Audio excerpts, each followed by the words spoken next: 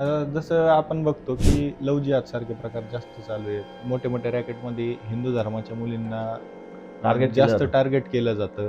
तर याच्याबद्दल काय तुम्ही सांगाल? कसं आहे माहिती का, हे रॅकेट आहे. तुम्हाला बोललो ना, त्या लोकांना फक्त हेच शिक्षण दिलं जातं का हिंदू कसा कमी झाला पाहिजे, हं, हिंदूंची संख्या कशी कमी झाली पाहिजे. कॉलेजमध्ये मुली असतात, मुसलमान मुली असतात, आपल्या हिंदू मुली असतात. मग त्या मुलींची मैत्री होते, मग त्यांची भावांची ओळख होते. मी काढलेलं आहे याच्यातनं, बाहेर काढलेलं आहे मी काही लोकांना, हं, हा लक्षात.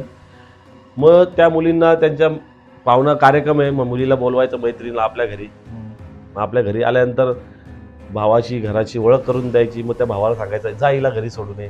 मग ती बोलला नको नको, आमच्या माझ्या घरच्यांना नाही आवडणार.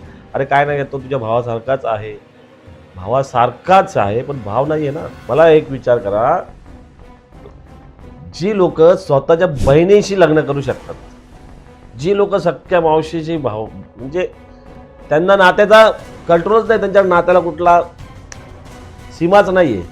अरे हो, तुम्हाला बहीण मानूच शकत नाही ना. दिदी दिदी कसली दिदी, ज्यांच्याकडे स्वतःच्या घरात स्वतःची बहीण मुलगी म्हणजे सुरक्षित नाहीये. आपली बहीण आया बहिणी कशा सुरक्षित असतात.